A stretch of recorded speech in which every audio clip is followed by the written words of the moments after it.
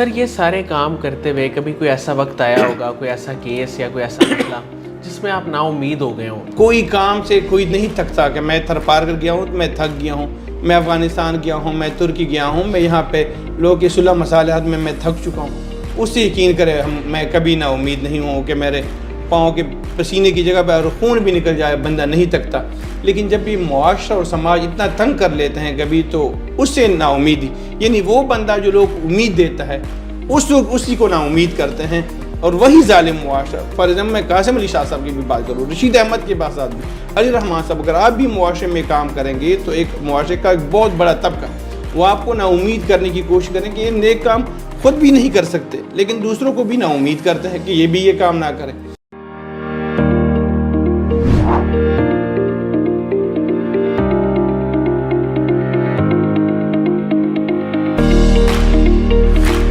السلام علیکم ناظرین، شیئرنگ آف پروفیشنل وزڈم کے ساتھ میں ہوں آپ کا میزبان علی رحمان خالد۔ ناظرین، ہم ہمیشہ ایسے لوگوں کو آپ کے سامنے لے کے آتے ہیں جنہوں نے نہ صرف پاکستان کے لیے کوئی اچھا کام کیا ہو، بلکہ وہ اپنی سوسائٹی کو اپلفٹ کرنے کی ہمیشہ کوشش کر رہے ہوں۔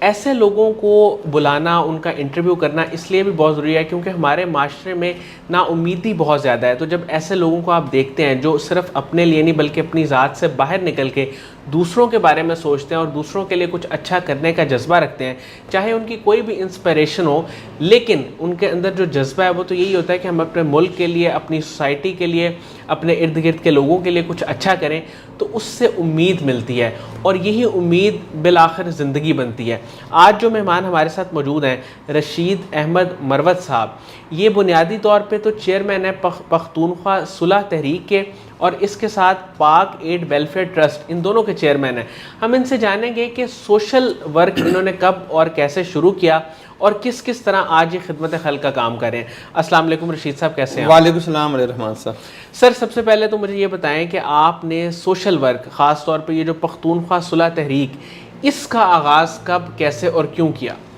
یہ تو علی رحمان صاحب، میں جہاں پر بیٹھا ہوں، جس ادارے میں بیٹھا ہوں، قاسم علی شاہ فاؤنڈیشن میں، اسی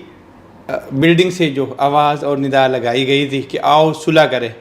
اس کے آپ لوگ کا ایک پروجیکٹ تھا، تو قاسم علی شاہ صاحب کو تو میں پہلے سے سنتا تھا، تو یقین کیجیے گا اس سے میں اتنا متاثر ہوا، اسی آئیڈیا سے میں انسپائر ہوا کہ دنیا میں دین کے کام کرنے والے بہت ہیں، ٹھیک ہے، اللہ کی طرف جانے والے جو راستے ہیں بہت سارے لوگ کام کر رہے ہیں، تبلیغ کا کام بھی کر رہے ہیں، درس و تدریس کا کام بھی ہو رہا ہے، سیاست کا، فلاحی خدمات، لیکن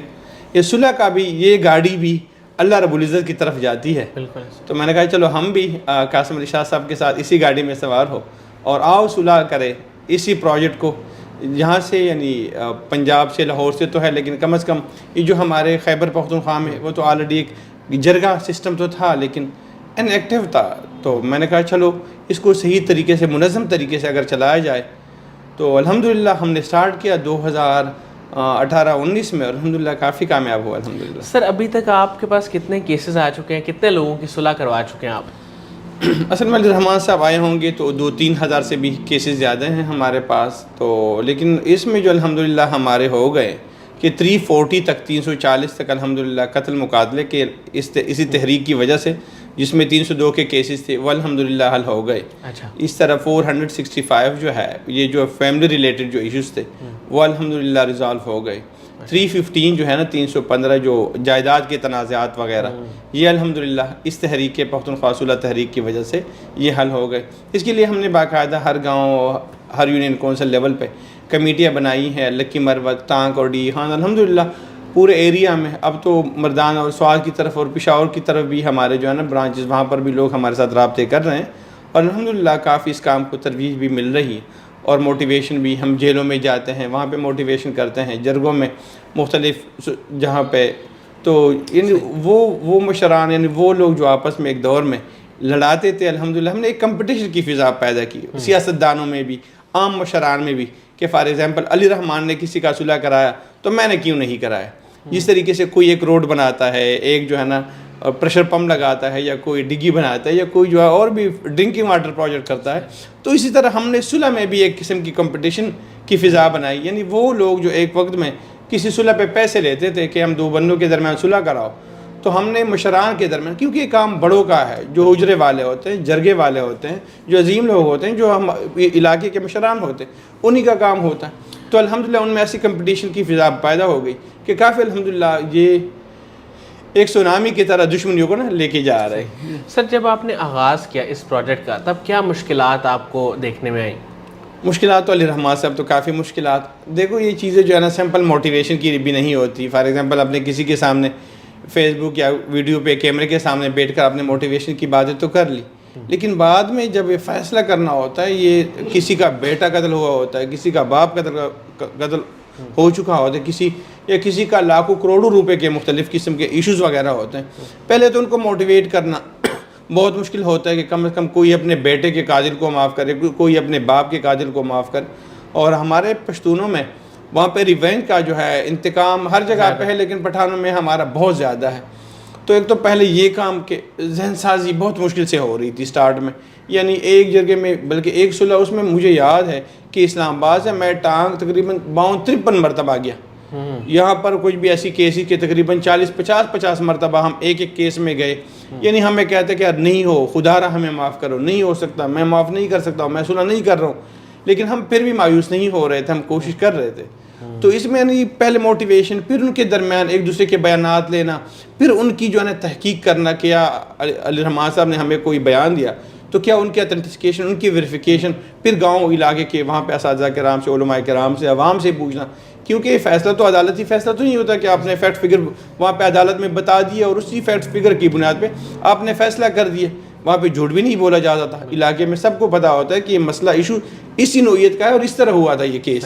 تو وہاں پہ یعنی میرٹ پہ فیصلہ. پھر جب آپ فیصلہ کریں تو کوئی بھی نقصان، ہمارے وہ کہتے ہیں پشتوں میں کہ کوئی بھی بیٹی نہیں مانگتا، ہر کہتا مجھے بیٹا دو، یعنی ہر کہتا مجھے فائدہ دو، نقصان کوئی بھی قبول نہیں کرتا. پھر وہ فیصلے کو امپلیمنٹ کرنا یہ بھی کافی مشکلات. کبھی کبھار فیصلہ کرے، پھر ایک بندہ نہ مانے، دوسرا بندہ نہ مانے، والد نہ مانے، بھائی نہ مانے، والدین نہ مانے، تو اس میں بھی کافی مشکلات. تو یعنی مشکلات تو کافی ہوتی ہیں. اللہ رب العزت جب اخلاص ہوتا ہے تو اللہ کامیاب کر لیتے ہیں. پاک ایڈ ویلفیئر ٹرسٹ، اس کے آپ چیئرمین کب بنے اور یہ کیا کیا کام کری ہے؟ یہ تقریباً ہے تنظیم ہم نے 2017 میں بنائی ہے الحمدللہ. اور اس کے مین کام جو ہے ہمارے ڈرنکنگ واٹر پروجیکٹ پہ، فوڈ راشن پہ بھی ہمارا کام ہے.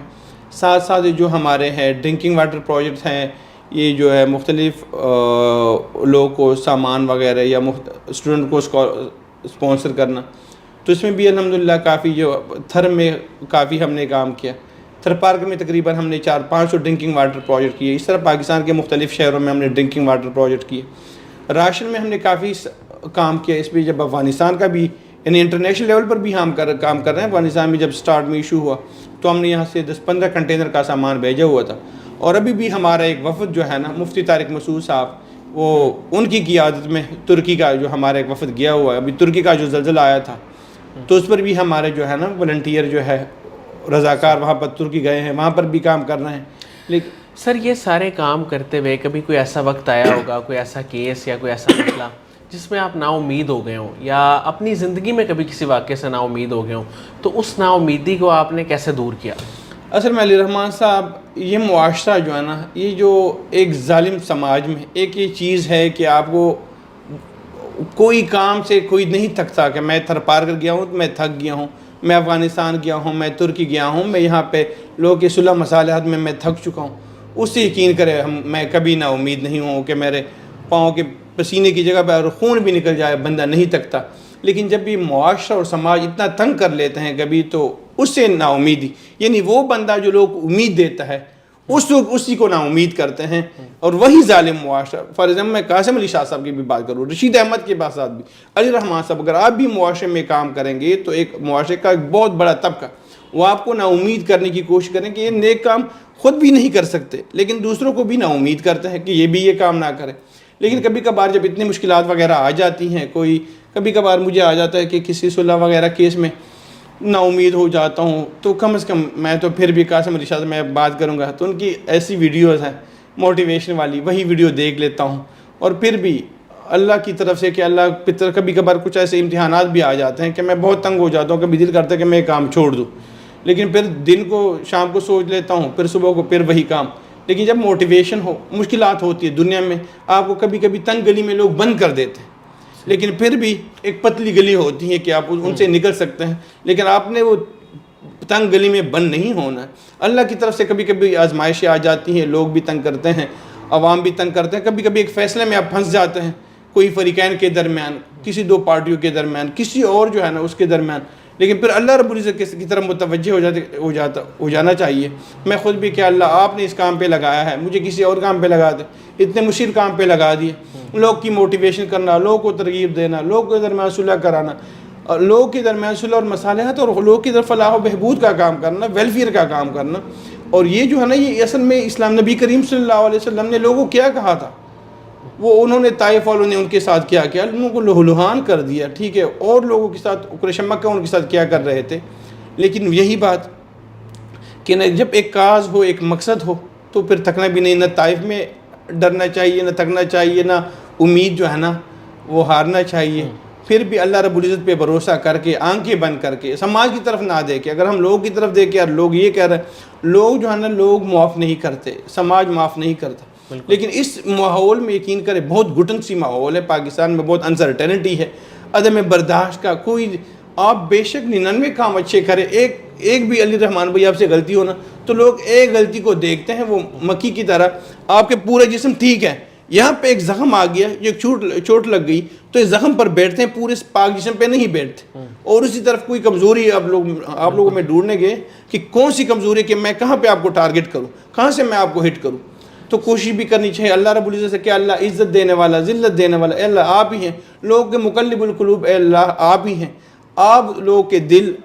موم کر دیں میرے لیے کہ اللہ میں جو کام کر رہا ہوں معاشرے میں، تاکہ آسانی سے کام کر سکوں، کیونکہ وہ جذبہ جو نبی کریم صلی اللہ علیہ وسلم کے پاس تھا، جو ولولہ تھا، جو موٹیویشن تھی، ان کی تو آپ موٹیویشن کرتے تھے، ٹھیک ہے، ہمارا تو کوئی موٹیویشن کرنے والا بھی نہیں ہے،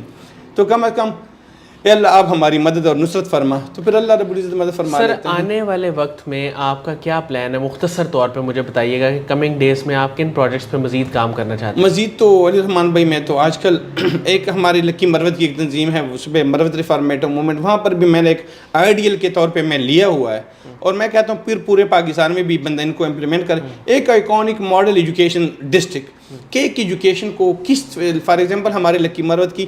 25% لٹریسی ریٹ ہے، یہاں کی ہم نے کس طرح 100% لٹریسی ریٹ کو کس طرح بنانا ہے، کس طرح بچے 100% ایجوکیشن پہ ہمارا جو ہے مین پاکستانی قوم کا جو مین واحد حل ہے کہ کوالٹی ایجوکیشن، اگر آپ لوگوں کو کوالٹی ایجوکیشن دیں گے تو انشاءاللہ یہ معاشرہ، یہ سماج جو ہے نا یہ ٹھیک ہو جائے گا۔ سر قاسم علی شاہ صاحب کے کام کو آپ کیسے دیکھتے ہیں؟ قاسم علی شاہ صاحب اس دور کے بڑے مبلغ اور ایک بہترین امید ہے،